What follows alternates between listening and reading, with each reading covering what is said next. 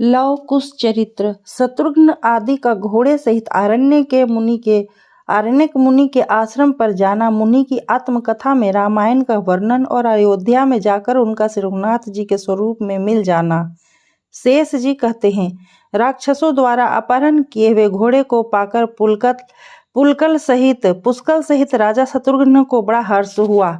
दुर्जय दैत्य विधुनमाली के मारे जाने पर समस्त देवता निर्भय हो गए, उन्हें बड़ा सुख मिला। तदंतर शत्रुघ्न ने उस उत्तम अश्व को छोड़ा, फिर तो वह उत्तर दिशा में भ्रमण करने लगा। सब प्रकार के अस्त्र शस्त्रों में प्रवीण श्रेष्ठ रथी, घुड़सवार और पैदल सिपाही उसकी रक्षा में नियुक्त थे। घूमता घामता वह नर्मदा के तट पर जा पहुंचा। वहाँ बहुत से ऋषि महर्षि निवास करते हैं। नर्मदा का जल ऐसा जान पड़ता था मानो पानी के ब्याज से नील रत्नों का रस ही दिखाई दे रहा हो। वहाँ तट पर उन्होंने एक पुरानी पर्णशाला देखी जो पलाश के पत्तों से बनी हुई थी और नर्मदा की लहरें उसे अपने जल से सींच रही थी। शत्रुघ्न जी संपूर्ण धर्म, अर्थ, कर्म और कर्तव्य के ज्ञान में निपुण थे। उन्होंने सर्वज्ञ एवं नीति कुशल मंत्री सुमति से पूछा, मंत्रीवर बताओ, यह पवित्र आश्रम किसका है? सुमति ने कहा, महाराज, यहाँ एक श्रेष्ठ मुनि रहते हैं जो संपूर्ण शास्त्रों के विद्वान हैं। इनका दर्शन करके ही हम लोगों के समस्त पाप धुल जाएंगे, इसलिए तुम इन्हें प्रणाम करके इन्हीं से पूछो, ये तुम्हें सब कुछ बता देंगे। इनका नाम आरण्यक है। ये रघुनाथ जी के चरणों के सेवक हैं तथा उनके चरण कमलों के मकरंद का आस्वादन करने के लिए सदा लोलुप बने रहते हैं। इन्होंने बड़ी उग्र तपस्या की है और ये समस्त शास्त्रों के मर्मज्ञ हैं। सुमति का यह धर्मयुक्त वचन सुनकर शत्रुघ्न जी थोड़े से सेवकों को साथ ले मुनि का दर्शन करने के लिए गए। पास जा उन सभी वीरों ने विनीत भाव से मस्तक झुकाकर तापसों में श्रेष्ठ आरण्यक मुनि को नमस्कार किया। मुनि ने उन सब लोगों से पूछा, आप लोग कहाँ एकत्रित हुए हैं तथा कैसे यहाँ पधारे हैं? ये सब बातें स्पष्ट रूप से बताइए। सुमति ने कहा, मुने, ये सब लोग रघुकुल नरेश के अश्व की रक्षा कर रहे हैं।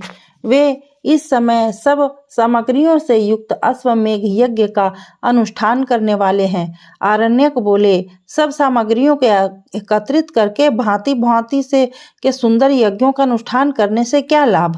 वे तो अत्यंत अल्प पुण्य प्रदान करने वाले हैं तथा उनसे क्षण भंगुर फल की ही प्राप्ति होती है। स्थिर ऐश्वर्य पद को देने वाले तो एकमात्र रामानाथ भगवान श्री रघुवीर ही हैं। जो लोग उन भगवान को छोड़कर दूसरे की पूजा करते हैं वे मूर्ख हैं। जो मनुष्यों के स्मरण करने मात्र से पहाड़ जैसे पापों का भी नाश कर डालते हैं, उन भगवान को छोड़कर मूढ़ मनुष्य योग, याग और व्रत आदि के द्वारा क्लेश उठाते हैं। सकाम पुरुष अथवा निष्काम योगी भी जिनका अपने हृदय में चिंतन करते हैं तथा जो मनुष्यों को मोक्ष प्रदान करने वाले हैं, वे भगवान श्री राम स्मरण करने मात्र से सारे पापों को दूर कर देते हैं। मूढ़ो लोको हरि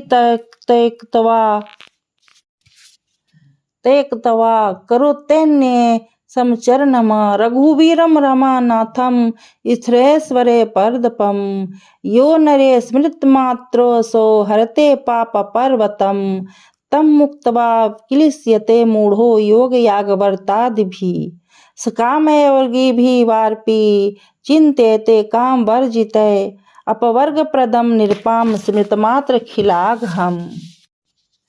पूर्व काल की बात है, मैं तत्व ज्ञान की इच्छा से ज्ञानी गुरु का अनुसंधान करता हुआ बहुत से तीर्थों में भ्रमण करता रहा, किंतु किसी ने मुझे भी तत्व का उपदेश नहीं दिया। उसी समय एक दिन भगवान मुझे लोमस मुनि मिल गए। वे स्वर्ग लोक से तीर्थ यात्रा के लिए आए थे। उन महर्षि को प्रणाम करके मैंने पूछा, स्वामिन, इस अद्भुत और दुर्लभ मनुष्य शरीर को पाकर भयंकर भवसागर के पार जाना चाहता हूँ। ऐसी दशा में मुझे क्या करना चाहिए? मेरी यह बात सुनकर वे मुनिश्रेष्ठ बोले, विप्रवर, एकाग्रचित होकर पूर्ण श्रद्धा के साथ सुनो। संसार समुद्र से तरने के लिए दान, तीर्थ, व्रत, नियम, यम, योग तथा यज्ञ आदि अनेकों साधन हैं। ये सभी स्वर्ग प्रदान करने वाले हैं, किंतु महाभाग, मैं तुमसे एक परम गोपनीय तत्व का वर्णन करता हूँ, जो सब पापों का नाश करने वाला और संसार सागर से पार उतारने वाला है। नास्तिक और श्रद्धाहीन पुरुष को इसका उपदेश नहीं देना चाहिए। निंदक, शठ तथा भक्ति से द्वेष रखने वाले पुरुष के लिए भी यह इस तत्व का उपदेश करना मना है। जो काम और क्रोध से रहित हो, जिसका चित्त शांत हो तथा जो भगवान श्री राम का भक्त हो, उसी के सामने इस गूढ़ तत्व का वर्णन करना चाहिए। यह समस्त दुखों का नाश करने वाला सर्वोत्तम साधन है। श्री राम से बड़ा कोई देवता नहीं, श्री राम से बढ़कर कोई व्रत नहीं, श्री राम से बड़ा कोई योग नहीं तथा श्री राम से बढ़कर कोई यज्ञ नहीं है। श्री राम का स्मरण, जप और पूजन करके मनुष्य परम पद को प्राप्त होता है। उसे इस लोक और परलोक की उत्तम समृद्धि मिलती है। श्री रघुनाथ जी संपूर्ण कामनाओं और फलों के दाता हैं। मन के द्वारा स्मरण और ध्यान करने पर वे अपनी उत्तम भक्ति प्रदान करते हैं, जो संसार समुद्र से तारने वाली है। चांडाल भी श्री राम का स्मरण करके परम गति को प्राप्त कर लेता है। फिर तुम्हारे जैसे वेद शास्त्र परायण पुरुषों के लिए तो कहना ही क्या है। यह संपूर्ण वेद और शास्त्रों का रहस्य है, जिसे मैंने तुम पर प्रकट कर दिया। अब जैसा तुम्हारा विचार हो वैसा ही करो। एक ही देवता है श्री राम, एक ही व्रत है उनका पूजन, एक ही मंत्र है उनका नाम तथा एक ही शास्त्र है उनकी स्तुति। अतः तुम सब प्रकार से परम मनोहर श्री रामचंद्र जी का भजन करो। इससे तुम्हारे लिए यह महान संसार सागर गाय के खूर के समान तुच्छ हो जाएगा।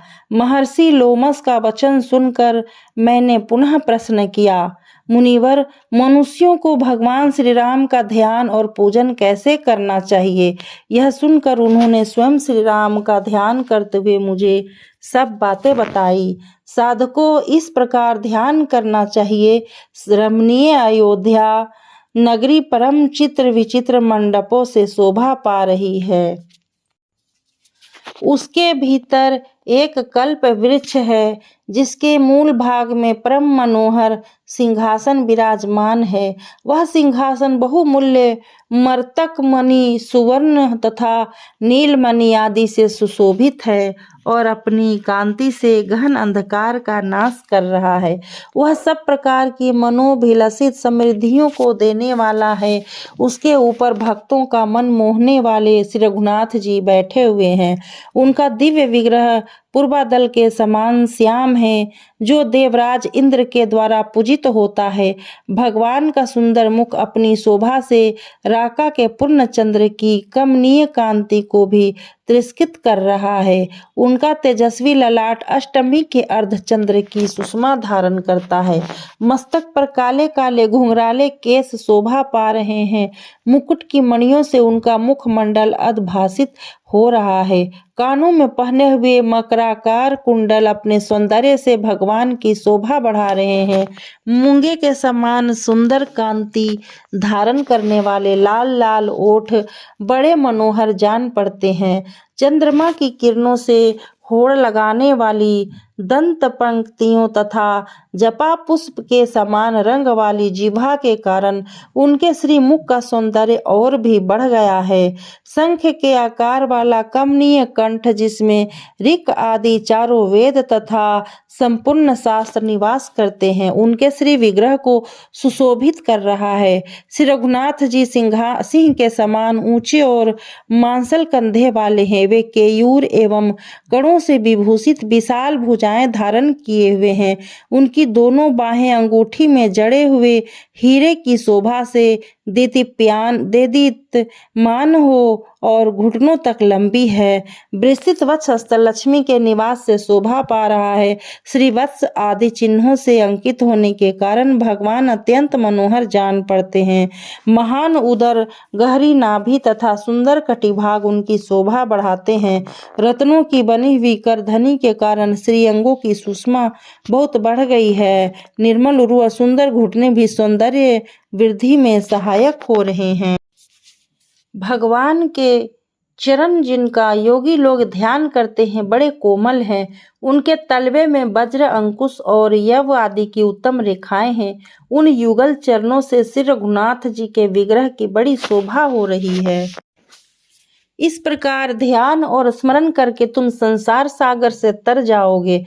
जो मनुष्य प्रतिदिन चंदन आदि सामग्रियों से इच्छा अनुसार श्री रामचंद्र जी का पूजन करता है, उसे इहलोक और परलोक की उत्तम समृद्धि प्राप्त होती है। तुमने श्री राम के ध्यान का प्रकार पूछा था, सो मैंने तुम्हें बता दिया। इसके अनुसार ध्यान करके भवसागर के पार हो जाओ। और आरण्यक ने कहा, मुनि श्रेष्ठ, मैं आपसे पुनः कुछ प्रश्न करता हूँ, मुझे उनका उत्तर दीजिए। महामते, गुरुजन अपने सेवक पर कृपा करके उन्हें सब बातें बता देते हैं। महाभाग, आप प्रतिदिन जिनका ध्यान करते हैं वे श्री राम कौन हैं तथा उनके चरित्र कौन कौन से हैं, यह बताने की कृपा कीजिए। द्विज श्रेष्ठ, श्री राम ने किस लिए अवतार लिया था? वे क्यों मनुष्य शरीर में प्रकट हुए थे? आप मेरा संदेह निवारण करने के लिए सब बातों को शीघ्र बताइए। मुनि के परम कल्याण में वचन सुनकर महर्षि लोमस ने श्री रामचंद्र जी के अद्भुत चरित्र का वर्णन किया। वे बोले, योगेश्वरों के ईश्वर भगवान ने संपूर्ण लोगों को दुखी जानकर संसार में अपनी कृति फैलाने का विचार किया। ऐसा करने का उद्देश्य यह था कि जगत के मनुष्य मेरी कृति का गान करके घोर संसार से तर जाएंगे। यह समझकर भक्तों का मन लुभाने वाले दया सागर भगवान ने 4 विग्रहों में अवतार धारण किया। साथ ही उनकी हार्दिनी शक्ति लक्ष्मी भी अवतीर्ण हुई। पूर्व काल में त्रेता युग आने पर सूर्यवंश में श्री रघुनाथ जी पूर्ण अवतार हुआ। उनके श्री राम नाम से प्रसिद्धि हुई। श्री राम के नेत्र कमल के समान शोभायमान थे। लक्ष्मण सदा उनके साथ रहते थे। विश्वामित्र का यज्ञ प्रारंभ होने पर श्री रघुनाथ जी अपने श्रेष्ठ बाणों से मारीच को घायल किया और सुबाहु को मार डाला। तदंतर राजा जनक के भवन में रखे हुए शंकर जी के धनुष को तोड़ा। उस समय श्री रामचंद्र जी की अवस्था 15 वर्ष की थी। उन्होंने 6 वर्ष की अवस्था वाली मिथिलेश कुमारी सीता को, जो परम सुंदरी और अयोनिज्ञा थी, वैवाहिक विधि के अनुसार ग्रहण किया। इसके बाद श्री रामचंद्र जी 12 वर्षों तक सीता के साथ रहे। 27वें वर्ष की उम्र में उन्हें युवराज बनाने की तैयारी हुई। इसी बीच में रानी कैकेयी ने राजा दशरथ से 2 वर मांगे। उनमें से एक के द्वारा उन्होंने यह इच्छा प्रकट की कि श्री राम मस्तक पर जटा धारण करके 14 वर्षों तक वन में रहे, तथा दूसरे वर के द्वारा यह मांगा कि मेरे पुत्र भरत युवराज बनाए जाएं। राजा दशरथ ने श्री राम को वनवास दे दिया। श्री रामचंद्र जी 3 रात्रि तक केवल जल पीकर रहे। चौथे दिन उन्होंने फलाहार किया और 5वें दिन चित्रकूट पहुंचकर अपने लिए रहने का स्थान बनाया। इस प्रकार वहां 12 वर्ष बीत गए। तदंतर 13वें वर्ष के आरंभ में वे पंचवटी में जाकर रहने लगे। महामुने, वहां श्री राम ने लक्ष्मण के द्वारा शूर्पणखा नाम की राक्षसी को उसकी नाक काट कर कुरूप बना दिया। तत्पश्चात वे जानकी के साथ वन में विचरण करने लगे। इसी बीच में अपने पापों का फल उदय होने पर 10 मस्तकों वाला राक्षस राज रावण सीता को हर ले जाने के लिए वहां आया और माघ कृष्ण अष्टमी को वृंद नामक मुहूर्त में, जबकि श्री राम और लक्ष्मण आश्रम पर नहीं थे, उन्हें हर ले गया। उसके द्वारा अपहरण होने पर देवी सीता कुररी की भांति विलाप करने लगी, हाय राम मुझे राक्षस हर कर लिए जा रहा है, मेरी रक्षा करो, मेरी रक्षा करो। रावण काम के अधीन होकर जनक किशोरी सीता को लिए जा रहा था। इतने ही में पक्षीराज जटायु वहां आ पहुंचे। उन्होंने राक्षस राज रावण के साथ युद्ध किया, किंतु स्वयं ही उसके हाथ से मारे जाकर धरती पर गिर पड़े। इसके बाद 10वें महीने में अगहन शुक्ल नवमी के दिन संपाति ने वानरों को इस बात की सूचना दी कि सीता देवी रावण के भवन में निवास कर रही है। फिर एकादशी को हनुमान जी महेंद्र पर्वत से उछलकर 100 योजन चौड़ा समुद्र लांघ गए। उस रात में लंकापुरी के भीतर सीता की खोज करते रहे। रात्रि के अंतिम भाग में हनुमान जी को सीता का दर्शन हुआ। द्वादशी के दिन वे सिंसपा नामक वृक्ष पर बैठे रहे। उसी दिन रात में जानकी जी को विश्वास दिलाने के लिए उन्होंने श्री राम जी की कथा सुनाई।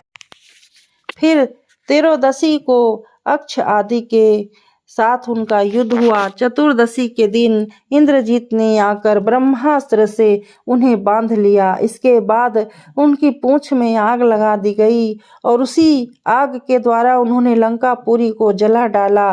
पूर्णिमा के वे पुनः महेंद्र पर्वत पर आ गए। फिर मार्गशीर्ष कृष्ण पक्ष की प्रतिपदा से लेकर 5 दिन उन्होंने मार्ग में बिताए। छठे दिन मधुबन में पहुंचकर उसका विध्वंस किया और सप्तमी को श्री रामचंद्र जी के पास पहुंचकर सीता जी का दिया हुआ चिन्ह उन्हें अर्पण किया तथा वहां का सारा समाचार कह सुनाया। तत्पश्चात अष्टमी को उत्तरा फाल्गुनी नक्षत्र विजय नामक मुहूर्त में दोपहर के समय श्री रघुनाथ जी का लंका के लिए प्रस्थान हुआ। श्री रामचंद्र जी यह प्रतिज्ञा करके कि मैं समुद्र को लांघकर राक्षस राज रावण का वध करूंगा, दक्षिण दिशा की ओर चले। उस समय सुग्रीव उनके सहायक हुए। 7 दिनों के बाद समुद्र के तट पर पहुंचकर उन्होंने सेना को ठहराया। पौष शुक्ल प्रतिपदा से लेकर तृतीया तक श्री रघुनाथ जी सेना सहित समुद्र तट पर टिके रहे। चतुर्थी को विभीषण आकर उनसे मिले। फिर पंचमी को समुद्र पार करने के विषय में विचार हुआ। इसके बाद श्री राम ने 4 दिनों तक अनशन किया। फिर समुद्र से वर मिला और उसने पार जाने का उपाय भी दिखा दिया। तदंतर 10वीं को सेतु बांधने का कार्य आरंभ होकर त्रयोदशी को समाप्त हुआ। चतुर्दशी को श्री राम ने सुवेल पर्वत पर अपनी सेना को ठहराया। पूर्णिमा से द्वितीया तक 3 दिनों में सारी सेना समुद्र के पार हुई। समुद्र पार करके लक्ष्मण सहित श्री राम ने वानर राज की सेना साथ ले सीता के लिए लंकापुरी को चारों ओर से घेर लिया। तृतीया से 10वीं पर्यंत 8 दिनों तक सेना का घेरा पड़ा रहा। एकादशी के दिन शुक्र और सारण सेना में घुस आए थे। पौष कृष्ण द्वादशी को शार्दुल के द्वारा वानर सेना की गणना हुई। साथ ही उसने प्रधान वानरों की शक्ति का भी वर्णन किया। शत्रु सेना की संख्या जानकर रावण ने त्रयोदशी से अमावस्या पर्यंत 3 दिनों तक लंकापुरी में अपने सैनिकों को युद्ध के लिए उत्साहित किया। माघ शुक्ल प्रतिपदा को अंगद दूत बनकर रावण के दरबार में गए। उधर रावण ने माया के द्वारा सीता को उनके पति के कटे हुए मस्तक आदि का दर्शन कराया। माघ की द्वितीया से लेकर अष्टमी पर्यंत 7 दिनों तक राक्षसों और वानरों में घमासान युद्ध होता रहा। माघ शुक्ल नवमी को रात्रि के समय इंद्रजीत ने युद्ध में श्री राम और लक्ष्मण को नागपाश से बांध लिया। इससे प्रधान वानर जब सब ओर से व्याकुल और उत्साहहीन हो गए तो 10वीं को नागपाश का नाश करने के लिए वायुदेव ने श्री रामचंद्र जी के कान में गरुड़ के मंत्र का जप और उनके स्वरूप का ध्यान बता दिया। ऐसा करने से एकादशी को गरुड़ जी का आगमन हुआ। फिर द्वादशी को श्री रामचंद्र जी के हाथ से धुर्माछ का वध हुआ। त्रयोदशी को भी उन्हीं के द्वारा कंपन नाम का राक्षस युद्ध में मारा गया। माघ शुक्ल चतुर्दशी से कृष्ण पक्ष की प्रतिपदा तक 3 दिन में नील के द्वारा प्रहस्त का वध हुआ। माघ कृष्ण द्वितीया से चतुर्थी पर्यंत 3 दिनों तक तुमुल युद्ध करके श्री राम ने रावण को रणभूमि से भगा दिया। पंचमी से अष्टमी तक 4 दिनों में रावण ने कुंभकर्ण को जगाया और जागने पर उसने आहार ग्रहण किया। फिर नवमी से चतुर्दशी पर्यंत 6 दिनों तक युद्ध करके श्री राम ने कुंभकर्ण का वध किया। उसने बहुत से वानरों को भक्षण कर लिया था। अमावस्या के दिन कुंभकर्ण की मृत्यु के शोक से रावण ने युद्ध को बंद रखा। उसने अपनी सेना पीछे हटा ली। फाल्गुन शुक्ल प्रतिपदा से चतुर्थी तक 4 दिनों के भीतर विस्तंतु आदि राक्षस मारे गए। पंचमी से सप्तमी के युद्ध में अतिकाय का वध हुआ। अष्टमी से द्वादशी तक 5 दिनों में निकुंभ और कुंभ मौत के घाट उतारे गए। उसके बाद 3 दिनों में मकराक्षस का वध हुआ। फाल्गुन कृष्ण द्वितीया के दिन इंद्रजीत ने लक्ष्मण पर विजय पाई। फिर तृतीया से सप्तमी तक 5 दिन लक्ष्मण के लिए दवा आदि के प्रबंध में व्यग्र रहने के कारण श्री राम ने युद्ध को बंद रखा। तदंतर त्रयोदशी पर्यंत 5 दिनों तक युद्ध करके लक्ष्मण ने विख्यात बलशाली इंद्रजीत को युद्ध में मार डाला। चतुर्दशी को 10 गिरविरावन ने यज्ञ की दीक्षा ली और युद्ध को स्थगित रखा। फिर अमावस्या के दिन वह युद्ध के लिए प्रस्थित हुआ। चैत्र शुक्ल प्रतिपदा से लेकर पंचमी तक रावण युद्ध करता रहा। उसमें 5 दिनों के भीतर बहुत से राक्षसों का विनाश हुआ। षष्ठी से अष्टमी तक महापार्श्व आदि राक्षस मारे गए। चैत्र शुक्ल नवमी के दिन लक्ष्मण जी को शक्ति लगी। तब श्री राम ने क्रोध में भरकर दशमी को मार भगाया।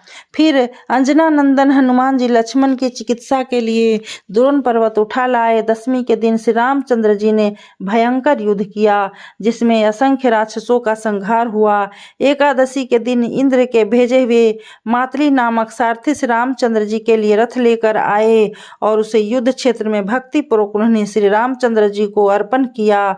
तदंतर श्री रामचंद्र जी चैत्र शुक्ल द्वादशी से कृष्ण पक्ष की अतु चतुर्दशी तक 18 दिन रोषपूर्वक युद्ध करते रहे। अंततो गत्वा उस द्वैर रथ युद्ध में राम ने रावण का वध किया। उस तुमुल संग्राम में श्री रघुनाथ जी ने ही विजय प्राप्त की। माघ शुक्ल द्वितीया से लेकर चैत्र कृष्ण चतुर्दशी तक 87 दिन होते हैं। इनके भीतर केवल 15 दिन युद्ध बंद रहा। शेष 72 दिनों तक संग्राम चलता रहा। रावण आदि राक्षसों का दाह संस्कार अमावस्या के दिन हुआ। वैशाख शुक्ल प्रतिपदा को श्री रामचंद्र जी युद्ध भूमि में ही ठहरे रहे। द्वितीया को लंका के राज्य पर विभीषण का अभिषेक किया गया।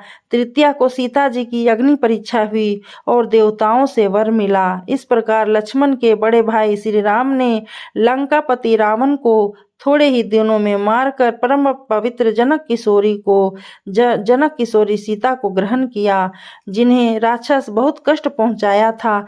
जानकी जी को पाकर श्री रामचंद्र जी को बड़ी प्रसन्नता हुई और वे लंका से लौटे। वैशाख शुक्ल चतुर्थी को पुष्पक विमान पर आरूढ़ होकर वे आकाश मार्ग से पुनः अयोध्यापुरी की ओर चले। वैशाख शुक्ल पंचमी को भगवान श्री राम अपने दल बल के साथ भरद्वाज मुनि के आश्रम पर आए और 14वां वर्ष पूर्ण होने पर षष्ठी को नंदीग्राम में जाकर भरत से मिले। फिर सप्तमी को अयोध्यापुरी में श्री रघुनाथ जी का राज्याभिषेक हुआ। मिथिलेश कुमारी सीता को अधिक दिनों तक राम से अलग होकर रावण के यहाँ रहना पड़ा था। 42वें वर्ष की उम्र में श्री रामचंद्र जी ने राज्य ग्रहण किया। उस समय सीता की अवस्था 33 वर्ष की थी। रावण का संहार करने वाले भगवान श्री राम 14 वर्षों के बाद पुनः अपनी पूरी अयोध्या में प्रविष्ट होकर बड़े प्रसन्न हुए। तत्पश्चात वे भाइयों के साथ राज्य कार्य देखने लगे। श्री रघुनाथ जी के राज्य करते समय ही अगस्त्य जी, जो एक अच्छे वक्ता हैं तथा जिनकी उत्पत्ति कुंभ से हुई है, उनके पास पधारेंगे। उनके कहने से श्री रघुनाथ जी अश्वमेघ यज्ञ का अनुष्ठान करेंगे। सुवर्त भगवान का यह यज्ञ संबंधी अश्व तुम्हारे आश्रम पर आवेगा तथा उसकी रक्षा करने वाले योद्धा भी बड़े हर्ष के साथ तुम्हारे आश्रम पर पधारेंगे। उनके सामने तुम श्री रामचंद्र जी की मनोहर कथा सुनाओगे तथा उन्हीं लोगों के साथ अयोध्यापुरी को भी जाओगे। द्विज श्रेष्ठ, अयोध्या में कमल नयन श्री रामचंद्र का दर्शन करके तुम तत्काल ही संसार सागर से पार हो जाओगे। मुनि श्रेष्ठ लोमस सर्वज्ञ है, उन्होंने मुझसे उपयुक्त बातें कहकर पूछा, आरण्यक तुम्हें अपने कल्याण के लिए और क्या पूछना है? तब मैं उनसे कहा, महर्षि आपकी कृपा से मुझे भगवान श्री राम जी के अद्भुत चरित्र का पूर्ण ज्ञान हो गया। अब आप ही के प्रसाद से मैं उनके चरण कमलों को भी प्राप्त करूंगा। ऐसा कहकर मैं मुनीश्वर को प्रणाम किया। तत्पश्चात वे चले गए। उन्हीं की कृपा से मुझे श्री रामचंद्र जी के चरणों की पूजन विधि भी प्राप्त हुई। तब से मैं सदा ही श्री राम के चरणों का चिंतन करता हूँ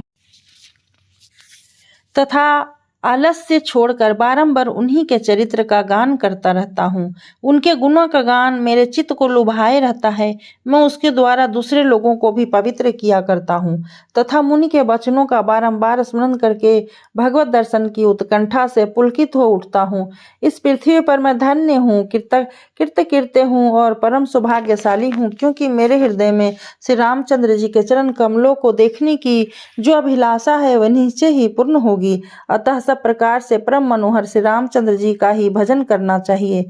संसार समुद्र के पार जाने की इच्छा से सब लोगों को श्री रघुनाथ जी की ही वंदना करनी चाहिए। अच्छा, अब तुम लोग बताओ किस लिए यहाँ आए हो? कौन धर्मात्मा राजा अश्वमेघ नामक महान यज्ञ का अनुष्ठान कर रहा है? ये सब बातें यहाँ बतलाकर अश्व की रक्षा के लिए जाओ और श्री रघुनाथ जी के चरणों का निरंतर स्मरण करते रहो। आरण्यक मुनि के यह वचन सुनकर सब लोगों को बड़ा विस्मय हुआ। वे श्री रामचंद्र जी का स्मरण करते हुए उनसे बोले, ब्रह्मा ऋषिवर, इस समय आपका दर्शन पाकर हम सब लोग पवित्र हो गए, क्योंकि आप श्री रामचंद्र जी की कथा सुनाकर यहाँ सब लोगों को पवित्र करते रहते हैं।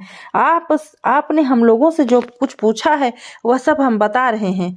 आप हमारे यथार्थ वचन को श्रवण करें। महर्षि अगस्त्य जी के कहने से भगवान श्री राम ही सब सामग्री एकत्र करके अश्वमेघ का यज्ञ अनुष्ठान कर रहे हैं। उन्हीं का यज्ञ संबंधी अश्व यहाँ आया है और उसी की रक्षा करते हुए हम सब लोग भी अश्व के साथ ही आपके आश्रम पर पहुंचे हैं। महामते यही हमारा वृतांत है। आप इसे हृदयंगम करे। रसायन के समान मन को प्रिय लगने वाला यह उत्तम वचन सुनकर राम भक्त ब्राह्मण अरण्यक मुनि को बड़ा हर्ष हुआ। वे कहने लगे, आज मेरे मनोरथ रूपी वृक्ष में फल आ गया। वह उत्तम शोभा से संपन्न हो गया। मेरी माता ने जिसके लिए मुझे उत्पन्न किया था वह शुभ उद्देश्य आज पूरा हो गया। आज तक हविष्य के द्वारा मैंने जो हवन किया है उस अग्निहोत्र का फल आज मुझे मिल गया, क्योंकि अब मैं श्री रामचंद्र जी के युगल चरणार बिंदु का दर्शन करूंगा। आहा, जिनका मैं प्रतिदिन अपने हृदय में ध्यान करता था, वे मनोहर रूपधारी अयोध्या नाथ भगवान श्री राम निश्चय ही मेरे नेत्रों के समक्ष होकर दर्शन देंगे। हनुमान जी मुझे हृदय से लगाकर मेरी कुशल पूछेंगे। वे संतों के शिरोमणि हैं। मेरी भक्ति देखकर उन्हें बड़ा संतोष होगा। आरण्यक मुनि के वचन सुनकर कपिश्रेष्ठ हनुमान जी उनके दोनों चरण पकड़ लिए और कहा, ब्रह्मर्षि, मैं ही हनुमान हूँ। स्वामिन, मैं आपका सेवक हूँ और आपके सामने खड़ा हूँ। मुनीश्वर, मुझे श्री रघुनाथ जी के दास के चरण धूलि समझिए। हनुमान जी श्री राम भक्त होने के कारण अत्यंत शोभा पा रहे थे। उनकी उपयुक्त बातें सुनकर अरण्यक मुनि को बड़ा हर्ष हुआ और उन्होंने हनुमान जी को हृदय से लगा लिया। दोनों के हृदय से प्रेम की धारा फूटकर बह रही थी। दोनों ही आनंद सुधा में निमग्न होकर तिथिल एवं चित्रलिखित से प्रतीत हो रहे थे। श्री रघुनाथ जी के चरण कमलों के प्रेम से दोनों का ही मानस भरा हुआ था। अतः दोनों ही बैठकर आपस में भगवान की मनोहारिणी कथाएं कहने लगे। मुनि श्रेष्ठ आरण्यक श्री राम के चरणों का ध्यान कर रहे थे। हनुमान जी उनसे यह मनोहर वचन कहा, महर्षि, ये श्री रघुनाथ जी के भ्राता महावीर शत्रुघ्न आपको प्रणाम कर रहे। ये उद्भट वीरों से सेवित भरत कुमार पुष्कल भी अब आपके चरणों में शीश झुकाते हैं तथा इधर की ओर जो ये महान बलि और अनेक गुणों से विभूषित सज्जन खड़े हैं, इन्हें श्री रघुनाथ जी के मंत्री समझिए। अत्यंत भयंकर योद्धा महायशस्वी राजा सुबाहु भी आपको प्रणाम करते हैं। ये श्री रामचंद्र जी के चरण कमलों का मकरंद पान करने वाले मधुकर हैं। ये राजा सुमद है, जिन्हें पार्वती जी ने श्री रघुनाथ जी के चरणों की भक्ति प्रदान की है, जिसे संसार समुद्र के पार हो चुके हैं। ये भी आपके चरणों में नमस्कार करते हैं। जिन्होंने अपने सेवक के मुख से श्री रामचंद्र जी के अश्व को आया हुआ सुनकर अपना सारा राज्य ही भगवान को समर्पण कर दिया है।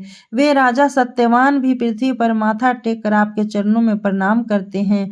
हनुमान जी के ये वचन सुनकर आरण्यक मुनि ने बड़े आदर के साथ सबको हृदय से लगाया और फल मूल आदि के द्वारा सबका स्वागत सत्कार किया। फिर शत्रुघ्न आदि सब लोगों ने बड़ी प्रसन्नता के साथ महर्षि के आश्रम पर निवास किया। प्रातः काल नर्मदा में नित्य क्रम करके महान उद्योगी सैनिक आगे जाने को उद्यत हुए। शत्रुघ्न ने आरण्यक मुनि को पालकी पर बिठाकर अपने सेवकों द्वारा उन्हें श्री रघुनाथ जी की निवास भूत अयोध्यापुरी को पहुंचवा दिया। सूर्यवंशी राजाओं ने जिसे अपना निवास स्थान बनाया था उस अवधपुरी को दूर से ही देखकर आरण्यक मुनि सवारी से उतर पड़े और श्री रामचंद्र जी के दर्शन की इच्छा से पैदल ही चलने लगे। जन समुदाय से शोभा पाने वाली उस रमणीय नगरी में पहुंचकर उनके मन में श्री राम को देखने के लिए हजार हजार अभिलाषाएं उत्पन्न हुई। थोड़ी ही देर में वहां यज्ञ मंडप से सुशोभित सरयू के पावन तट पर श्री रामचंद्र जी की झांकी हुई। भगवान का श्री विग्रह दुर्वादल के समान श्याम सुंदर दिखाई देता। उनके नेत्र खिले हुए कमल के समान शोभा पा रहे थे। वे अपने कटी भाग में मृग श्रृंग धारण किए हुए थे। व्यास आदि महर्षि ने उन्हें घेर कर विराजमान थे और बहुत से सूरवीर उनकी सेवा में उपस्थित थे। उनके दोनों पार्श्व भागों में भरत और सुमित्रा नंदन लक्ष्मण खड़े थे तथा श्री रघुनाथ जी दीन जनों को मुँह मांगा दान दे रहे थे। भगवान का दर्शन करके आरण्यक मुनि ने अपने को कृतार्थ माना। वे कहने लगे, आज मेरे नेत्र सफल हो गए, क्योंकि ये श्री रामचंद्र जी का दर्शन कर रहे हैं। मैंने जो संपूर्ण शास्त्रों का ज्ञान प्राप्त किया था वह आज सार्थक हो गया, क्योंकि श्री रामचंद्र जी की महिमा को जानकर इस समय मैं अयोध्यापुरी में आ पहुंचा हूँ। इस प्रकार हर्ष में भरकर उन्होंने बहुत सी बातें कही। श्री रघुनाथ जी के चरणों का दर्शन करके उनके समस्त शरीर में रोमांच हो आया था। इस अवस्था में वे रमानाथ भगवान श्री राम के समीप गए, जो दूसरों के लिए अगण्य है तथा विचार परायण योगेश्वरों में से भी जो बहुत दूर है। भगवान के निकट पहुंचकर वे बोल उठे, आहा, आज मैं धन्य हो गया, क्योंकि श्री रघुनाथ जी के चरण मेरे नेत्रों के समक्ष विराजमान है। अब मैं श्री रामचंद्र जी को देखकर इनसे वार्तालाप करके अपनी वाणी को पवित्र करूंगा। श्री रामचंद्र जी भी अपने तेज से जज्वलमान तपो मूर्ति विप्र पर आरण्यक मुनि को आया देख उनके स्वागत के लिए उठ खड़े हो गए। वे बड़ी देर तक उनके चरणों में मस्तक झुकाए रहे। देवता और असुर अपने मुकुट मणियों से जिनके युगल चरणों की आरती उतारते हैं, वे ही प्रभु श्री रघुनाथ जी मुनि के पैरों पर पढ़कर कहने लगे, ब्राह्मण देव, आज आपने मेरे शरीर को पवित्र कर दिया। ब्राह्मणों में श्रेष्ठ महातपस्वी आरण्यक मुनि ने राजाओं के शिरोमणि श्री रामचंद्र जी को चरणों में पड़ा देखकर उनका हाथ पकड़कर उठाया और अपने प्रियतम प्रभु को छाती से लगा लिया। कौशल्या नंदन श्री राम ने ब्राह्मण को मणि निर्मित ऊंचे आसन पर बिठाया और स्वयं ही जल लेकर उनके दोनों पैर धोए। फिर चरणों तक लेकर भगवान ने उसे अपने मस्तक पर चढ़ाया और कहा, आज मैं अपने कुटुंब और सेवकों सहित पवित्र हो गया। तत्पश्चात देवाधिदेवों से सेवित श्री रघुनाथ जी ने मुनि के ललाट में चंदन लगाया और उन्हें दूध देने वाली गौ दान की। फिर मनोहर वचनों में कहा, स्वामिन, मैं अश्वमेघ यज्ञ कर रहा हूँ, आपके चरण यहाँ आ गए, इससे अब यह यज्ञ पूर्ण हो जाएगा। मेरे अश्वमेघ यज्ञ को आपने चरणों से पवित्र कर दिया। राजाधिराजों से सेवित श्री रघुनाथ जी के वचन सुनकर आरण्यक मुनि ने हंसते हुए मधुर वाणी में कहा, स्वामिन, आप ब्राह्मणों के हितैषी और इस पृथ्वी के रक्षक हैं, अतः यह वचन आप ही के योग्य है। महाराज, वेदों के पारगामी ब्राह्मण आपके ही विग्रह हैं। यदि आप ब्राह्मणों की पूजा आदि कर्तव्य कर्मों का आचरण करेंगे तो अन्य सब राजा भी ब्राह्मणों का आदर करेंगे। शास्त्रों के ज्ञान से रहित मूल मनुष्य भी यदि आपके नाम का स्मरण करता है तो वह संपूर्ण पापों के महासागर को पार करके परम पद को प्राप्त होता है। सभी वेदों और इतिहासों का यह स्पष्ट सिद्धांत है कि राम नाम का जो स्मरण किया जाता है वह पापों से उद्धार करने वाला है। श्री रघुनाथ जी के ब्रह्मा हत्या जैसे पाप भी तभी तक गर्जना करते हैं जब तक आपके नामों का स्पष्ट रूप से उच्चारण नहीं किया जाता। महाराज, आपके नामों की गर्जना सुनकर महापातक रूपी गजराज कहीं छिपने के लिए स्थान ढूंढते हुए भाग खड़े होते हैं। श्री राम, आपकी कथा सुनकर सब लोग पवित्र हो जाएंगे।